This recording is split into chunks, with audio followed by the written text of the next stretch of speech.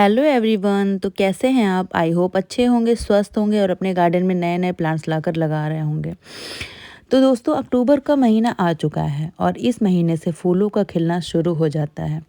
ये वो महीना होता है जिसमें गुलाब के पौधों को अगर सही से पोषण दिया गया तो वो पूरे सीजन बहुत ही खूबसूरत फूल देगा। इतने फूल खिलेंगे कि गार्डन महकने लगेगा। अगर आप भी गुलाब के शौकीन हैं तो क्यों ना हम आपसे ये बताएं कि किस तरीके से आप गुलाब के पौधे को बेहतर बना सकते हैं। और आप अगर मेरे चैनल पर पहली बार आए हैं तो मेरी आपसे रिक्वेस्ट है कि आप मेरा channel please please please subscribe कर लीजिए और बेल आइकन दबाना मत भूलिएगा ताकि आपके आने वाली जानकारी मैं शेयर कर सकूं। अब जिन गार्डनिंग ट्रिक्स के बारे में मैं आपको बताने जा रही हूँ वो आपके लिए बहुत ही ज़रूरी साबित हो सकती है। ये गुलाब के पौधे की ग्रोथ को बहुत बहुत बहुत ज़्यादा बढ़ा देगी। सर्दियों में हमारे पौधों में जो भी फ्लावरिंग होती है उसके लिए हमें अपने पौधे को अभी से ही तैयार करना पड़ता है। अगर हम मिड ऑफ विंटर में तैयार करेंगे तो हमें अच्छी फ्लावरिंग नहीं मिलेगी। इसीलिए अक्टूबर बहुत ही ज़्यादा इम्पॉर्टेंट मंथ होता है जिसमें हम अपने पौधों को रिपोर्ट करते हैं या उसे अच्छे से खाद देते हैं, प्रूनिंग करते हैं, काफ़ी सारी चीज़ें करते हैं। तो आज मैं आपसे वही सारी चीज़ें शेयर करने वाली हूँ। चलिए देखते हैं। इस वक्त हमारा गुलाब का पौधा जो है ना काफ़ी ख़राब दिख रहा है। उसकी पत्तियां झड़ गई हैं और वो अच्छा नहीं दिख रहा है। तो इसमें हमें सबसे पहला काम करना है इसकी प्रूनिंग। हम इसकी प्रूनिंग करेंगे, वो भी soft pruning in the sense ऊपर की पत्तियों और टहनियों की कटिंग। इस सीज़न में हमें सॉफ्ट प्रूनिंग ही करनी चाहिए। हार्ड प्रूनिंग जो होती है वो काफ़ी ज़्यादा नुकसानदेह साबित होती है हमारे पौधों के लिए, इसलिए उसे अभी ना करें। वो गर्मियों के सीजन के लिए ही बेहतर होती है। सॉफ्ट प्रूनिंग के लिए किसी शार्प औजार को चुनें जिससे आपका पौधा आसानी से कटिंग झेल सके। ये प्रूनिंग करने का बहुत सही समय है। अगर हार्ड प्रूनिंग करनी भी है तो देसी गुलाब की करें, इंग्लिश रोज की बिल्कुल ना करें। तो मैं ये जो प्रूनिंग कर रही हूँ ये मेरा देसी रोज़ का गुलाब है। 2 पौधे हैं जिसकी मुझे प्रूनिंग करनी थी और अच्छे से खाद वगैरह देना था। तो ये एक पौधा है और एक दूसरा वाला है जो मैंने उसकी प्रूनिंग कर दी है। तो आज ये कंप्लीट होता है हमारा फर्स्ट स्टेप, प्रूनिंग। हमने अच्छे से अपने प्लांट की प्रूनिंग कर दी है और आप भी मेरे साथ साथ अपने प्लांट की प्रूनिंग कर दीजिए। अब हमारा आता है दूसरा स्टेप, गुलाब के पौधे की मिट्टी को निकालना।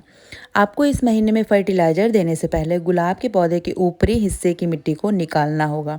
ध्यान रखें कि इसकी जड़ पर असर नहीं पड़ना चाहिए। बीज के हिस्से को छोड़कर साइड से मिट्टी निकालना शुरू करें। तब तक निकालें जब तक कि छोटे छोटे रूट्स ना दिखने लगे। और गुलाब में कांटे बहुत होते हैं, इसीलिए अपनी सेफ्टी के लिए ग्लव्स पहनना ना भूलें। ग्लव्स पहन कर ही काम करें, नहीं तो आपको चोट भी लग सकती है।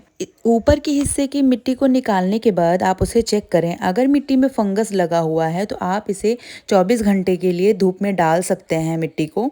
और अगर नहीं फंगस लगा हुआ है तो आप खाद यूज़ करते समय इस मिट्टी को दोबारा यूज़ कर सकते हैं।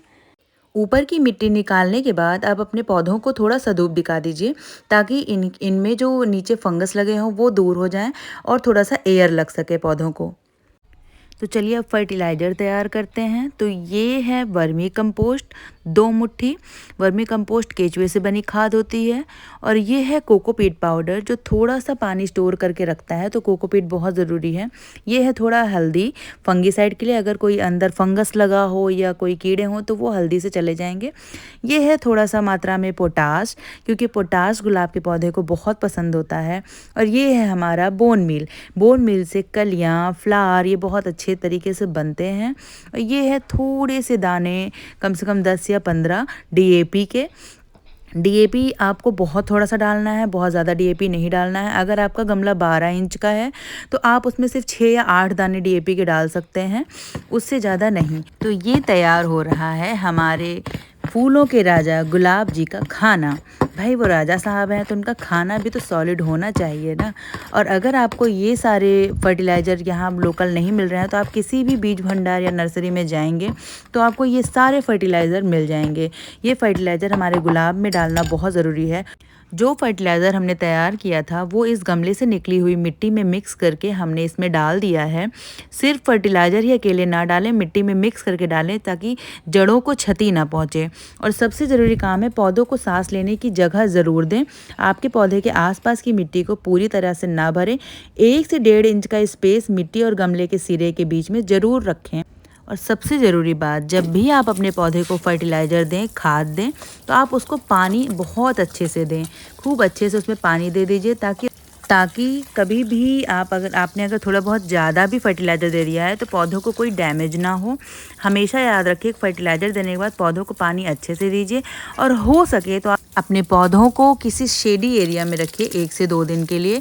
इससे हमारे पौधे बहुत अच्छे से रिकवर हो पाएंगे और अच्छे से ग्रो करेंगे, उसमें फूल आएंगी, कलियाँ आएंगी। अगर आपको मेरा वीडियो बहुत अच्छा लगा हो, पसंद आया हो, तो प्लीज़ मेरे चैनल को सब्सक्राइब करना मत भूलिएगा। आपकी जो भी क्वायरी है, जो भी पसंद आया हो, ना पसंद आया हो, कमेंट कर ज़रूर बताइएगा। तो फिर आपसे मिलेंगे अगले वीडियो में, तब तक के लिए थैंक यू।